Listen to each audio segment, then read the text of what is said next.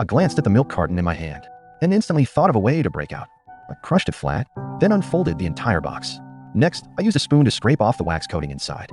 Finally, while the guard wasn't looking, I stuck the wax coating over the keypad.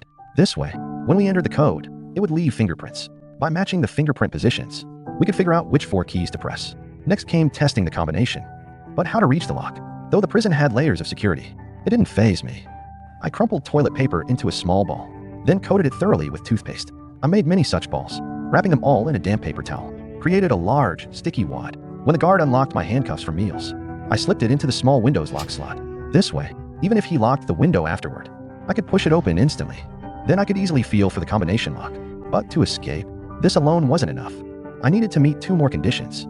First, understand the guard's routines to find a window of opportunity. Second, have someone waiting outside to assist. Despite its seemingly impenetrable defenses, the prison had a fatal flaw. The isolation cell adjoined an unguarded fire truck garage. I deliberately provoked a fight to get the guards to lock me in the isolation cell. Once inside, I carefully observed the personnel layout. Only 2 guards were on duty, and they had the habit of stepping outside for cigarettes. This became my escape window. Through the iron mesh above, I could clearly hear the sound of guards opening and closing doors on the rooftop. This allowed me to calculate that their smoking breaks lasted roughly 7 minutes. Finally, using the surveillance cameras here, I relayed the escape timing to my hacker contact. Everything was ready. Operation commenced. After unlocking the code lock and exiting, I first rewound the surveillance footage to create the illusion I was still in my cell, buying myself more escape time. Next, I used the ventilation ducts to successfully reach the fire station. After changing into firefighter gear, I blended in while the 2 guards were still smoking on the rooftop. Then my partner made her move. She deliberately caused an explosion in the parking lot next to the prison to lure out the fire department. I had already hidden beneath a vehicle, with everyone rushing to extinguish the fire, and completely overlooked my presence.